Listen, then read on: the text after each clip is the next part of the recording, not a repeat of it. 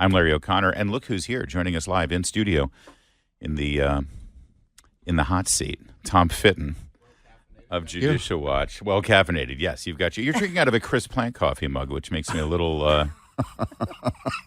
Honestly, why are you trying to start something with us before we even get going? That's too funny. We're going to spend some time with you here, Tom, because there's a lot to discuss, but we should start with the book.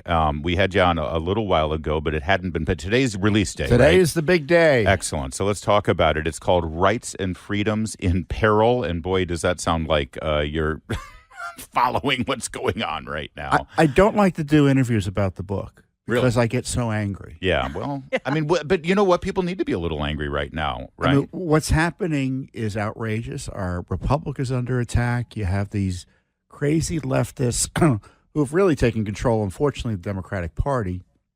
Because it used to be liberal normies were running the party. Now they're catering to the communists, and worse, acting like communists, even if they're not. So it means destroying the Supreme Court, allowing an invasion of the United States, trying to jail their political opponents, going after you on the First Amendment, trying to take away your core civil liberties. And so we haven't seen anything like this before in American history. And we try to go through that in the book. And because Judicial Watch is a document-heavy organization, we do a lot of litigation, it's not just me fulminating. Right. This is what the documents show. This is what we found.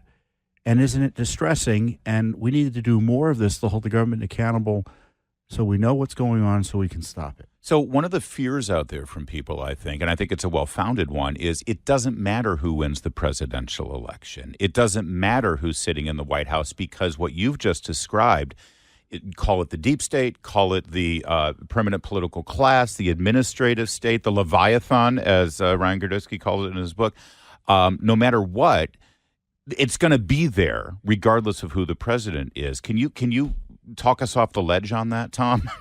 No, it's a point that I've made as well. It doesn't matter who wins the presidency. These abuses are going to continue.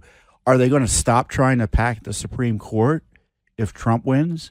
Are they going to stop trying to jail Trump improperly if Trump wins? Are they going to stop targeting our First Amendment rights and say that disinformation and misinformation is a reason to censor American citizens if Trump wins? So not only does Trump need a clean house if he wins, as I would argue, but there's got to be this defense and offensive operation from those of us who want to promote the rule of law to protect the republic. Mm-hmm. Yeah, it's going to be really hard, though, when we have a media that is so in the tank for Kamala and the Democrats. If Trump wins, we're going to see them hammer Trump immediately. You talk about this in your book quite a bit, and we're already starting to see, like on the Hill this morning, there's a headline, "The Return of Family Separation." They're already kind of, going to hit that drum, but there's 300,000 migrant children that are missing in this country that the media doesn't focus on. How do Republicans deal with that? I mean, J.D. Vance has been excellent. He's been masterful at dealing with the media. But in general, what would your advice be to politicians who are going to be smeared by the media? Well, first of all, you need to figure out what you're going to do and do it. I mean, the idea of family separation now being an issue. It's okay to traffic children away from their families into the United States, but to send them back home to their families or with their families back home is something that's inappropriate. But, of course, it isn't about family separation. It's about doing what you promised. In the case of President Trump, there's going to be significant pressure if he wins, and that's still a big if, to not deport the tens of millions here illegally or the 10 million who invaded just in the last 4 years. Yeah. So anyone who thinks that you can say, well, we'll just leave the 300,000 kids here that no one knows where they are, and we'll deport the rest. They don't want to deport anyone. Right. And so that's what it comes down to. They don't want to do anything to restore the rule of law, certainly on immigration. Well, that's the key. You restore the rule of law, because when they say they don't want to deport anyone, what they're saying is we don't want to follow the law. We didn't want to follow the law in protecting the border. We didn't want to follow the law in terms of vetting who comes across the border illegally. And now that we know they're here and they've broken the law, we don't want to follow the law in deporting them, which is the legal remedy. That's right. And we want to keep on spending money engaging in human trafficking. We want to tax dollars should be spent on the human migrants' flights. Tax dollars should be spent bringing children into the United States and then putting them in there in the end stage of the child trafficking operation. This is the most massive human trafficking operation, largest child trafficking operation in the history of humanity. There's nothing really comparable in world history to the migration that takes place. It is such a stain on our nation's soul that we've been so complicit in this and allowed it to happen. And yes, it is all about voting power. Yeah. The book is called Rights and Freedoms in Peril, an investigative report on the left's attack on America. It's Tom Fitton's book. And when you say investigative report, this is important to me because you do dot the I's and cross the T's. Your FOIA requests and your class action suits that have been administered from Judicial Watch have been instrumental in exposing the DEI agenda, how it's infecting the military, the move for reparations, again, within our government. Can you give us a bit of a picture in that stuff specifically on this new DEI Marxism that has infiltrated the government? Yeah, when you talk about like the left abandoning the Constitution, I mean, there's the idea of you don't discriminate, at least at the government level, is a constitutional issue. The 14th Amendment, we all have equal protection of the law. They've given up on that. Yeah. They don't pretend to support civil rights anymore, which makes me think they never thought they didn't protect. Well, if you look at the Democrats' history, that's pretty clear. Right. Yeah. So in places like Evanston, they want to give you, Evanston, Illinois is the first place where they actually have reparations in place. They give you $25,000 simply because of the color of you have to be a resident or a relative of a resident in some way. Mm-hmm. But otherwise, you have to be black.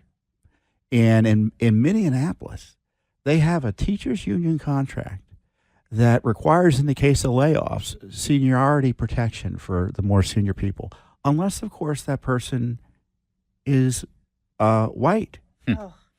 Because then a black person gets special protection. They're skipped over, and they go to the next white person for a layoff. They toss around the phrase institutional racism a lot, but it's clearly they know what they're talking about because they're have those been institutionalizing challenged it. in court? Yeah, we're challenging it now. And all the major teachers' unions are left. They're opposing us.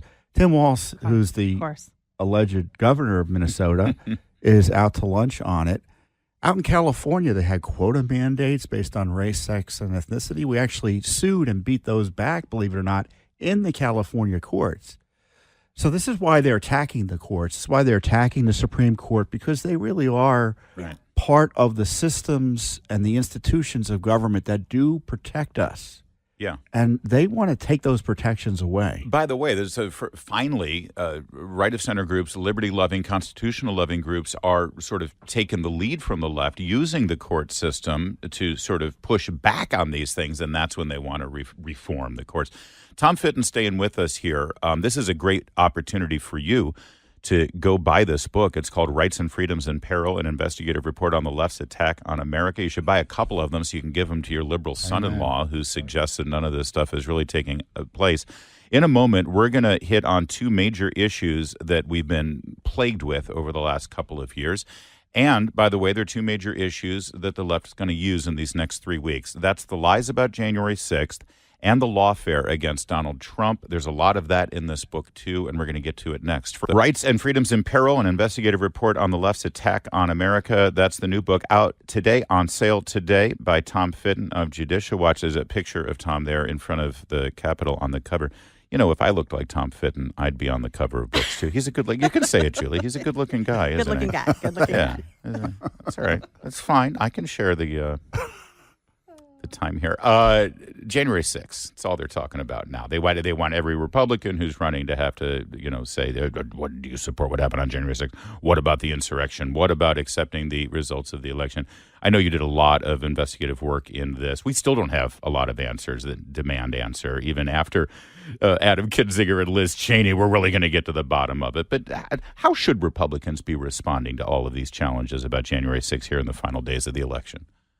Oh, well, the 2020 election was ruined. I mean, that's one way of talking about it. No one trusts the outcome, and there was good reason not to trust the outcome. I don't think the lawful result was certified by Congress. So you're a denier, they say. Yeah, and it's interesting. They want to jail Trump for January for 2020, but Republicans are being told by their friends, well, you can't talk about 2020 unless they want to talk about it. It's a kind of an odd position.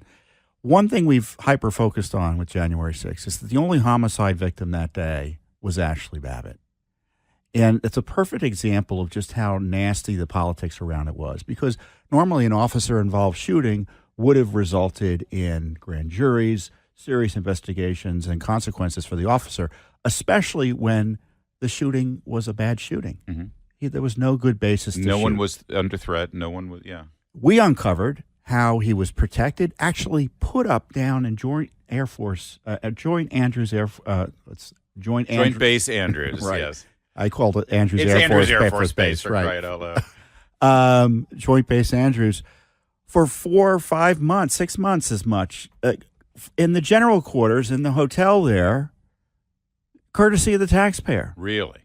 And of course, never seriously investigated by DC, the DOJ, or even were there any consequences even within the Capitol Hill Police. And so we've got a big $30 million lawsuit for her. And it was only Judicial Watch that was kind of figuring out what went on with this police officer. We also found out they all knew they were expecting tens of thousands of people, and they didn't prep. It's clear they didn't prep, and they knew that they were expecting this massive increase or something that was incomprehensible to them at the time on January 6th, and they didn't have the security in place. So there's got to be accountability for the failure to protect the Capitol by the responsible official, who in part was Speaker Pelosi, and in part, to be fair, Mitch McConnell. Yeah, you do a lot of work also. You talk about it in your book, too, about DEI and CRT and all of those.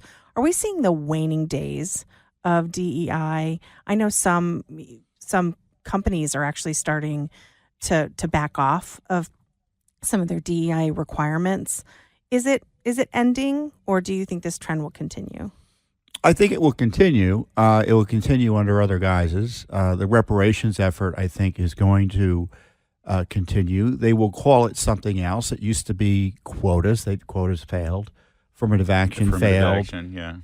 DEI, diversity, that seems to be failing. There's too much money involved for those promoting it and those benefiting from it. And it's a vehicle for which the left pays the voters, they think, in order to get them to vote for them. Rights and Freedoms in Peril, an investigative report on the left's attack on America, the unprecedented lawfare against Donald Trump. It appears as though so much of it is just falling apart. Although the one, judgment that they got up in New York, well, I guess too, the E. Jean Carroll thing and then the Stormy Daniels thing, they weren't convictions, they weren't criminal trials, but they were a bastardization of what typical and constitutional jurisprudence in this country is in terms of how those prosecutors came up with those charges. And yet at the same time, Democrats are terrified. They keep saying, you put Donald Trump in office and he'll use the DOJ as a political weapon against his opponents. They say it with a straight face, Tom, given everything that we know about what they did here. Right now in court here in D.C., there's lawfare going on, releasing some type of smear document on January 6th abusing Donald Trump. And on top of that, you have the continued attack on Trump up in New York. Yeah. One of those was a criminal conviction. And it's still hanging over. Oh, the real estate. He's still over. And or the Stormy Daniels. And he's still being subject to gag orders. Yeah. So he can't even fully talk about what went on. Nothing like that has happened before in American history. And if I were Donald Trump or the next honest president, I would direct the Justice Department or appropriate authorities, since I don't trust the Justice Department to investigate itself, to figure out, give us details about this conspiracy to deprive President Trump of his civil rights under the color of law, which would be a crime and deserves an investigation. Right. Yeah, Joe DeGeneva reminds us that of all the time, that Donald Trump his civil rights are being infringed upon by the federal government. Real quick exit question here, because he has said when he comes in, he wants to clean house. He wants to reform. Do you first suggest, because you're focused on transparency, you want all this information out there? The more the American people know about what happens, I truly do believe the American people would be repulsed by this. Do you think his first step should just be transparency, unclassify, let everybody know what happened here? Then we can take steps. Yes, and that's going to be a challenge. You should go on a transparency tear, release all the information about January 6th, for instance. We still want to know about COVID, what the abuses of him were, and such. And that's going to take as much a fight with the internal bureaucracy as anything else we're talking about. I remember talking to someone in the in the Trump White House said, Fitton, we're trying to get you your documents. We're also trying to get the embassy moved to Jerusalem. Well, they actually moved the embassy to Jerusalem more easily than getting us the documents. Think about that. Think about that. All right. Well, I wish we had more time with Tom Fitton, but I will be talking to Tom a lot. He's a regular and a friend of the program. The book is Rights and Freedoms in Peril, an investigative report on the left's attack on America. Congratulations on this book. It's a great book. Thank you. And as always, thank you for the great work that you and Judicial Watch do. I always like to say you're the real oversight in this town, regardless of who's running the committees. I appreciate that. Thank you.